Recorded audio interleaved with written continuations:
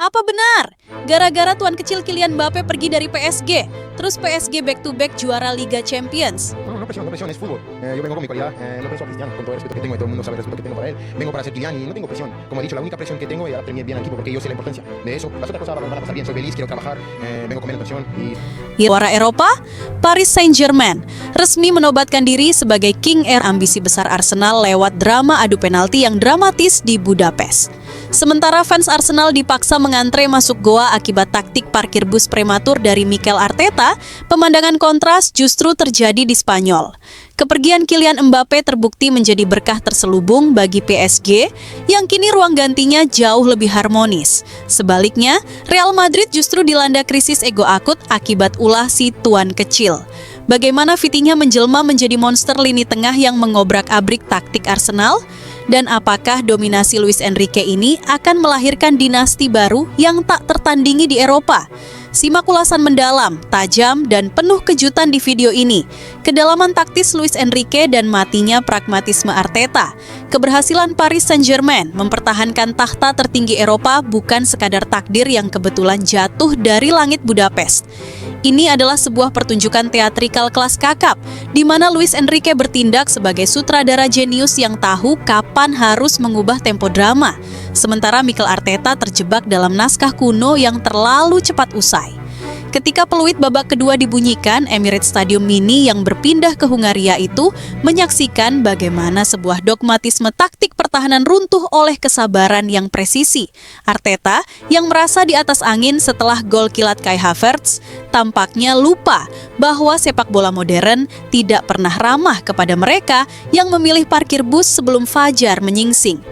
Menginstruksikan 11 penggawa The Gunners untuk menumpuk di area sepertiga malam sendiri adalah sebuah perjudian prematur yang akhirnya dibayar tunai dengan air mata. Luis Enrique, dengan ketenangan seorang maestro yang kenyang asam garam tiki-taka, merespons kepasifan Arsenal dengan sebuah reposisi yang mematikan. Dia tidak panik melihat tembok kokoh yang digalang Gabriel Magalhaes.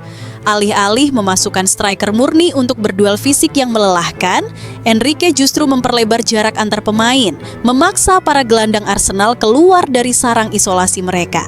Disinilah peran krusial seorang Fabian Ruiz dan Vitinha menjadi pembeda yang sangat mencolok. Jika Arteta mengira lini pertahanannya anti peluru, Enrique membuktikan bahwa air yang tenang secara konsisten mampu mengikis batu karang sekeras apapun. Sirkulasi bola PSG yang awalnya lambat dan monoton di babak pertama, tiba-tiba berubah menjadi badai operan pendek yang menyengat, memancing para pemain Arsenal melakukan kesalahan elementer akibat kelelahan mental. Kesalahan fatal Christian Mosquera di menit ke-61 yang membuahkan penalti untuk Ousmane Dembele bukanlah sebuah kebetulan, melainkan hasil akhir dari tekanan psikologis yang konstan. Ketika sebuah tim dipaksa bertahan total tanpa opsi keluar menyerang, struktur pertahanan sekuat apapun pasti akan retak. Arsenal yang digadang-gadang memiliki pertahanan terbaik di kompetisi domestik mendadak terlihat seperti amatir yang kebingungan mengantisipasi pergerakan tanpa bola dari para penyerang sayap Le Parisien. Keberanian Dembele mengeksekusi penalti dengan dingin seolah meruntuhkan seluruh fondasi kepercayaan diri yang dibangun Arteta sejak menit pertama pertandingan dimulai. Ironisnya, setelah skor berubah menjadi 1-1, bangku cadangan Arsenal tidak menunjukkan tanda-tanda perubahan gairah yang masif. Arteta tetap setia dengan pembawaan pragmatisnya seolah-olah bermain aman hingga babak adu penalti adalah sebuah prestasi yang patut dibanggakan. Keputusan ini justru menjadi bumerang yang sangat menyakitkan. Di sisi lain, PSG semakin nyaman mendikte permainan melalui visi bermain Vitinha yang luar biasa malam itu. Gelandang asal Portugal tersebut benar-benar menjadi monster yang menakutkan bagi Declan Rice dan Martin Odegaard yang dipaksa berlari mengejar bayangan bola sepanjang sisa waktu normal hingga babak tambahan. Ketika Anda memilih untuk bertahan selama 85 menit melawan tim dengan kreativitas setinggi PSG, Anda sebenarnya sedang menulis surat kematian Anda sendiri di atas lapangan. Analisis pakar taktik Eropa. Ketika pertandingan harus diselesaikan melalui drama adu penalti, runtuhnya mentalitas Arsenal menjadi tontonan yang paripurna. Kegagalan Gabriel Magalhaes sebagai eksekutor pamungkas mempertegas bahwa trofi Liga Champions tidak dirancang untuk tim yang gemar bermain aman di laga puncak. Tendangan bek asal Brasil yang melambung jauh ke angkasa Budapest itu adalah simbol dari ambisi Arsenal yang terbang tinggi, namun berakhir tanpa arah. Skuad London Utara itu harus menerima kenyataan pahit bahwa kematangan di kompetisi Eropa tidak bisa dibeli dengan statistik impresif di liga domestik, melainkan harus ditempa melalui kepahitan demi kepahitasan yang belum mampu mereka lalui.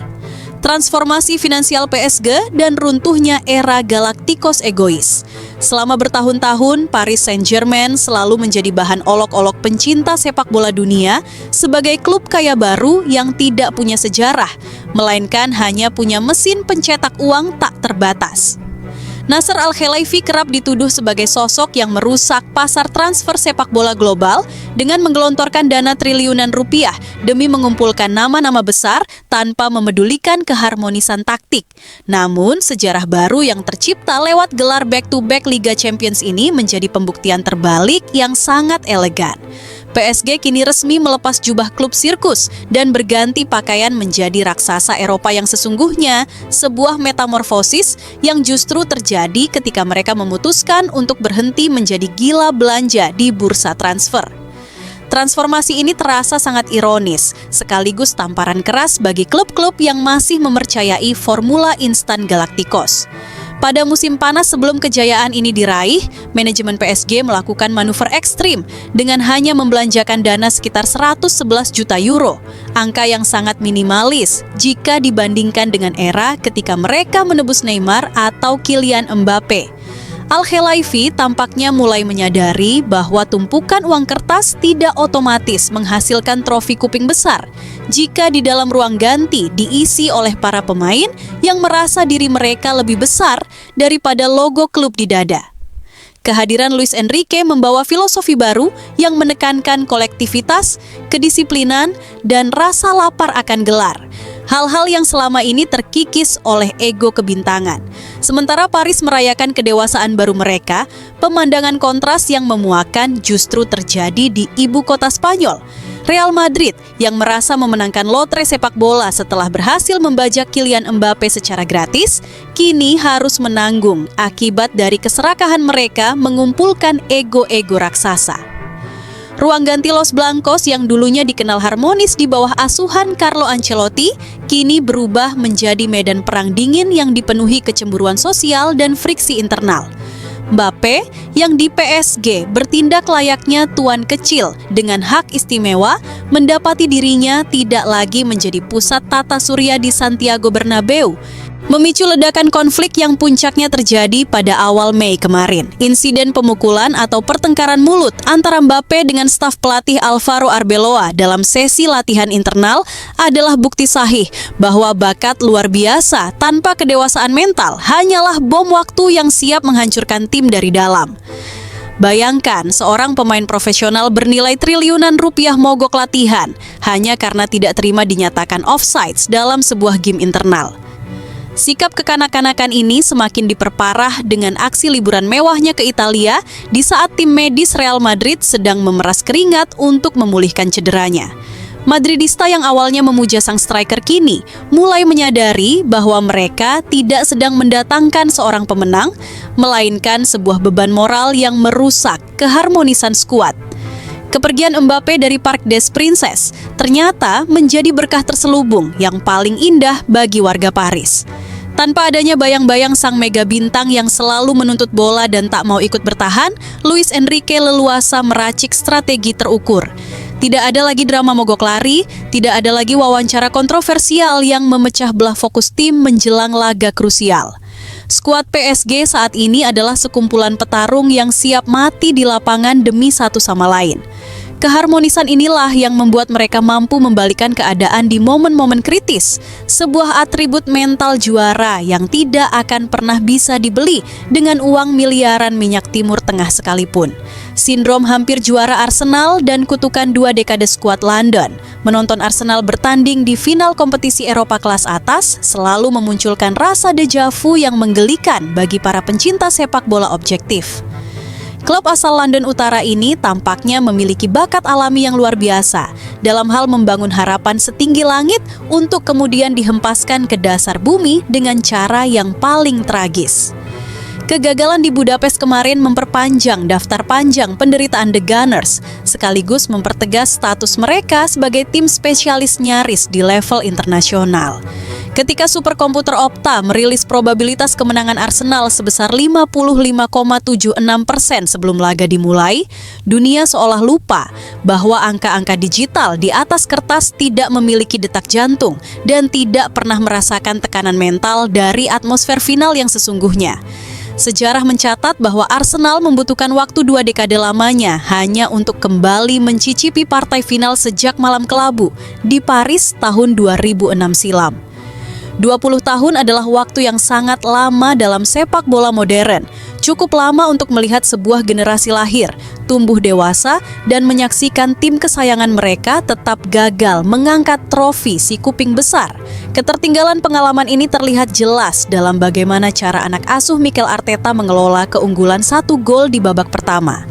Alih-alih mencari gol kedua untuk membunuh pertandingan, mereka justru gemetar ketakutan dan memilih bersembunyi di balik garis pertahanan, sebuah mentalitas kerdil yang sangat tidak mencerminkan tim yang mengaku pantas disebut penguasa Eropa. Kekecewaan publik Emirates semakin menjadi-jadi ketika Mikel Arteta memilih jalur paling klise yang biasa diambil oleh pelatih kalah kelas, menyalahkan kepemimpinan wasit. Protes kerasnya mengenai insiden Noni Madueke yang berbenturan dengan Nuno Mendes di masa injury time, babak kedua tidak lebih dari sekadar rintihan putus asa untuk menutupi kelemahan taktiknya sendiri. Menuntut hadiah penalti di menit-menit krusial dalam sebuah laga final tanpa adanya pelanggaran yang masif dan jelas adalah sebuah kenaifan. Sikap Arteta yang meledak-ledak di pinggir lapangan justru menular menjadi kepanikan masif di dalam diri para pemainnya, terutama saat memasuki babak adu penalti yang membutuhkan ketenangan jiwa yang luar biasa. Menyalahkan wasit setelah Anda memberikan penguasaan bola sebanyak 93% kepada metronom lawan di babak kedua adalah lelucon terbesar musim ini. Komentar pedas pengamat sepak bola senior. Sementara fans Arsenal mulai sibuk mencari kambing hitam dan menutup akun media sosial mereka demi menghindari rundungan, kenyataan pahit tetap harus dihadapi. Slogan Trust the Process yang digaungkan selama bertahun-tahun di London Utara kini mulai dipertanyakan keabsahannya. Proses seperti apa yang diinginkan jika pada akhirnya selalu berujung pada kepasrahan di laga paling menentukan? Kegagalan beruntun di level tertinggi ini bisa jadi akan memicu eksodus besar-besaran para pemain bintang mereka yang mulai jengah dengan janji-janji manis tanpa bukti nyata berupa trofi juara. Arsenal harus segera sadar bahwa gua persembian yang mereka masuki kali ini mungkin akan menjadi tempat tinggal yang sangat lama jika mentalitas pecundang ini tidak segera dioperasi hingga ke akar-akarnya. Dominasi sempurna Vitinha dan cetak biru lini tengah modern. Jika ada satu nama yang layak dipahat dalam patung perunggu di luar Stadion Parc des Princes setelah final bersejarah ini, orang itu adalah Vitinha. Pemain bertubuh mungil asal Portugal ini memberikan kuliah gratis kepada barisan gelandang mahal Arsenal tentang bagaimana cara mendikte, menguasai, dan memenangkan sebuah pertempuran di lini tengah tanpa harus mengandalkan keunggulan fisik belaka. Selama 105 menit berada di atas lapangan hijau Budapest, Vitinha menjelma menjadi sesosok penyihir yang mengontrol jalannya waktu. Setiap sentuhan bolanya memiliki maksud taktis yang jelas, seolah-olah dia sudah memetakan seluruh pergerakan pemain lawan dalam kepalanya sebelum pertandingan dimulai. Statistik performa Vitinha di laga final tersebut bukan sekadar angka mati, melainkan sebuah mahakarya seni sepak bola modern yang sangat langka. mencatatkan 162 sentuhan bola dalam sebuah pertandingan dengan tensi setinggi final Liga Champions adalah sebuah kegilaan tersendiri. Sebagai pembanding, catatan ini hampir 3 kali lipat dari apa yang bisa dilakukan oleh Declan Rice, gelandang yang dibeli Arsenal dengan harga selangit, namun terlihat seperti penonton VIP yang kebingungan di tengah lapangan. Dengan akurasi umpan mencapai 93% dari 150 percobaan, Vitinha memastikan bahwa bola selalu berada dalam penguasaan yang aman, meredam setiap potensi serangan balik cepat yang menjadi senjata andalan pasukan Mikel Arteta. Kehebatan sejati Vitinha terletak pada kemampuannya menjaga konsistensi distribusi bola ke sepertiga akhir lapangan. Sebanyak 13 umpan akurat berhasil dia kirimkan langsung ke jantung pertahanan Arsenal, memaksa Gabriel Magalhaes dan kolega terus-menerus berada dalam posisi bertahan yang tidak nyaman. Kehadirannya membuat taktik Luis Enrique berjalan dengan sangat mulus. Dia tahu kapan harus mempercepat aliran bola melalui umpan satu sentuhan yang mengejutkan dan kapan harus menahan bola guna memancing para pemain Arsenal keluar dari posisi ideal mereka. Peran metronom seperti inilah yang sudah lama hilang dari sepak bola Prancis sejak era kejayaan para legenda masa lalu. Keberhasilan Vitinha meraih gelar Man of the Match di laga paling bergengsi ini sekaligus meruntuhkan narasi lama yang menyebut bahwa lini tengah PSG akan rapuh setelah ditinggalkan oleh para pemain senior bermerek internasional. Di bawah bimbingan Luis Enrique, pemain berusia 26 tahun ini telah bertransformasi menjadi salah satu gelandang terbaik di dunia, yang nilainya kini tidak akan mampu ditebus oleh klub manapun. Dia adalah prototip sempurna dari apa yang diinginkan Enrique dalam skuadnya. Cerdas secara taktik, tangguh secara mental, dan memiliki loyalitas tanpa batas terhadap sistem permainan tim. Konvoi Paris, rekor format baru UEFA, dan hegemoni baru benua biru. Malam di kota Paris tidak pernah seterang dan segempita ketika wasit meniup peluit panjang, tanda berakhirnya drama adu penalti di Budapest. Ratusan ribu warga Paris langsung tumpah ruah ke jalanan, mengubah jalan ikonik Champs-Élysées menjadi lautan manusia berwarna merah dan biru. Konvoi kendaraan, kepulan asap flare, dan nyanyian kejayaan membubung tinggi ke langit-langit Menara Eiffel. Perayaan euforia ini terasa sangat emosional dan jauh lebih besar dibandingkan gelar juara musim lalu. Warga Paris sadar, tim kesayangan mereka tidak lagi sekadar memenangkan sebuah turnamen, melainkan sedang menancapkan kuku hegemoni baru yang akan mengubah peta kekuatan sepak bola Eropa untuk jangka waktu yang sangat lama. Gelar back-to-back ini sekaligus membawa Paris Saint-Germain masuk ke dalam lingkaran suci klub-klub elit legendaris yang mampu mempertahankan trofi kuping besar di era modern. Namun, ada satu catatan rekor yang membuat pencapaian ini jauh lebih mentereng dan terasa sangat prestisius. PSG menjadi tim pertama dalam sejarah yang berhasil mempertahankan gelar juara di bawah format baru Liga Champions yang diterapkan oleh UEFA sejak tahun 2024. Format baru yang menghapus sistem penyisihan grup tradisional dan menggantinya dengan sistem Liga Tunggal, Swiss model, dikenal sangat kejam dan menguras fisik serta mental para pemain karena jumlah pertandingan yang jauh lebih banyak dan kompetitif. Kenyataan bahwa klub sekelas Real Madrid atau Manchester City pun terseok-seok dan gagal total beradaptasi dengan kekejaman format baru ini menjadi bukti sahih betapa luar biasanya kerja keras Luis Enrique bersama pasukannya. PSG membuktikan bahwa mereka memiliki kedalaman skuad dengan ketahanan fisik yang luar biasa untuk mengarungi jadwal kompetisi yang sangat padat. Mereka tidak lagi dipandang sebelah mata sebagai penguasa lokal kompetisi domestik Ligue 1 yang lemah, melainkan telah menjelma menjadi standar baru bagi setiap klub Eropa yang bermimpi ingin meraih kejayaan di kompetisi antar klub kasta tertinggi dunia ini.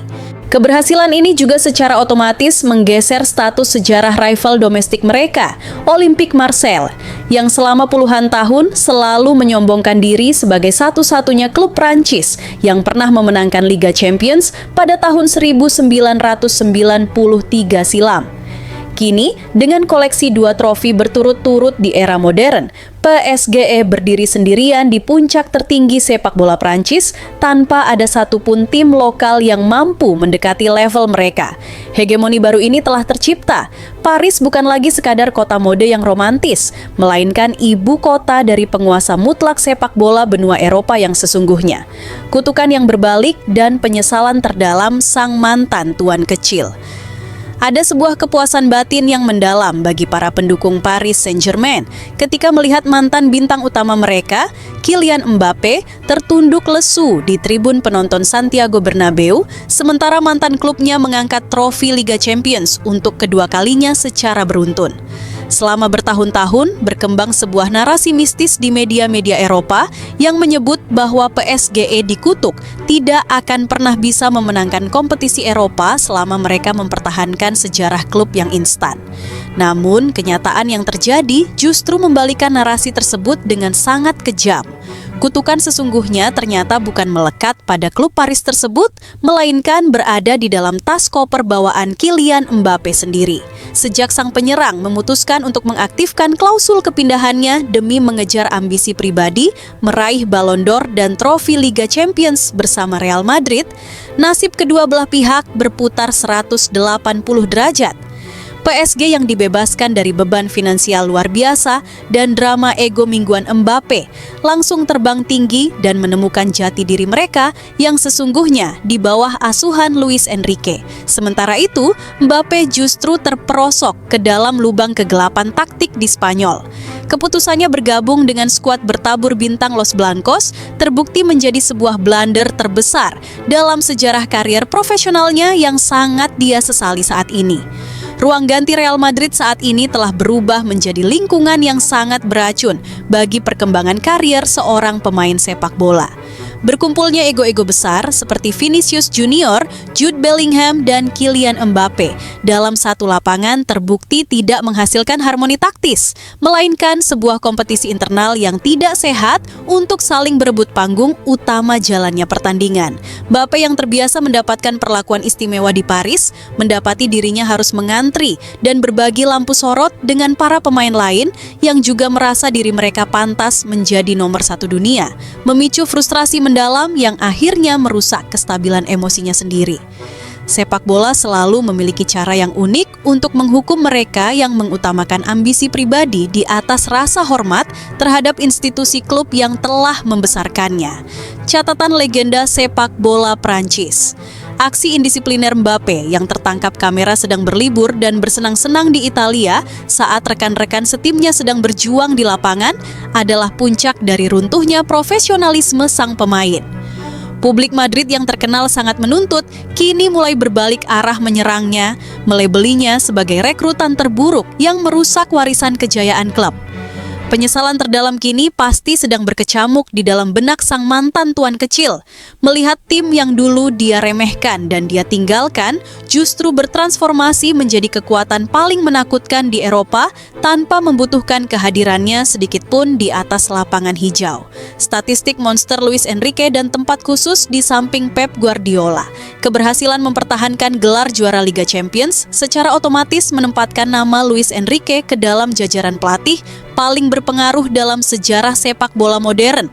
Pria asal Asturias, Spanyol ini telah membuktikan bahwa metodenya yang tegas, disiplin, dan tanpa kompromi adalah formula paling sahih untuk membangun sebuah dinasti juara yang berkelanjutan. Enrique bukan lagi sekadar pelatih yang beruntung pernah memiliki Lionel Messi di Barcelona. Dia kini telah menancapkan legitimasinya sendiri sebagai seorang arsitek taktik jenius yang mampu meraih kesuksesan tertinggi dengan modal skuad kolektif yang dibangun dari fondasi paling dasar. Statistik kepelatihan Luis Enrique bersama Paris Saint-Germain saat ini telah mencapai level monster yang sangat sulit untuk disamai oleh pelatih manapun di dunia. Dengan tingkat persentase kemenangan keseluruhan mencapai 63,5%, Enrique resmi melewati catatan emas yang pernah diukir oleh para pelatih legendaris sekelas Pep Guardiola semasa di Bayern Munchen atau Louis van Gaal di masa kejayaannya bersama Ajax Amsterdam.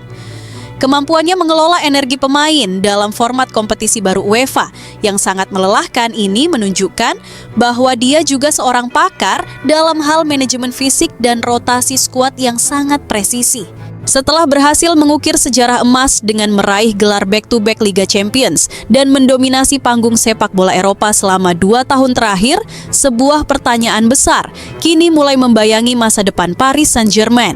Mampukah Luis Enrique menjaga rasa lapar dan konsistensi pasukannya agar tidak terjebak dalam rasa puas diri yang melumpuhkan menjelang bergulirnya musim kompetisi baru mendatang?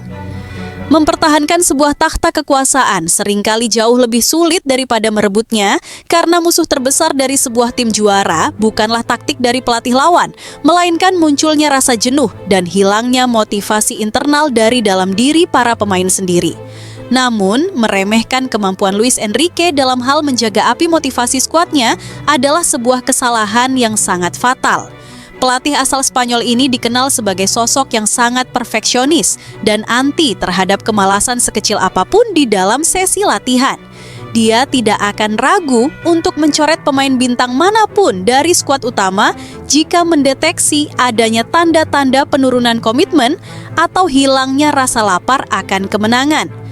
Enrique tahu betul bahwa untuk membangun sebuah dinasti sepak bola yang abadi sekelas era emas Real Madrid di tahun 1950-an atau Liverpool di tahun 1970-an, sebuah tim tidak boleh sedetik pun menurunkan standar permainan mereka. Gelar juara hari ini adalah sejarah untuk masa lalu. Fokus kami adalah bagaimana cara memenangkan pertandingan pertama di musim baru dengan performa yang jauh lebih mengerikan. Luis Enrique dalam konferensi pers penutupan musim. Dengan dukungan penuh dari Presiden Nasser Al-Khelaifi dan struktur manajemen yang sudah mapan serta sehat, Paris Saint-Germain saat ini memiliki semua instrumen yang dibutuhkan untuk melanjutkan dominasi tanpa batas mereka di benua biru. Apakah mereka akan berhasil mencetak sejarah baru lainnya dengan meraih gelar three-peat Liga Champions di era modern? Ataukah titik jenuh kekuasaan akan mulai mengikis keperkasaan mereka di lapangan? Satu hal yang pasti, sepak bola Eropa kini berada di bawah kendali penuh sang penguasa sejati, Paris Saint-Germain, dan dunia hanya bisa menyaksikan dengan takjub kemana arah dinasti baru ini akan melangkah selanjutnya.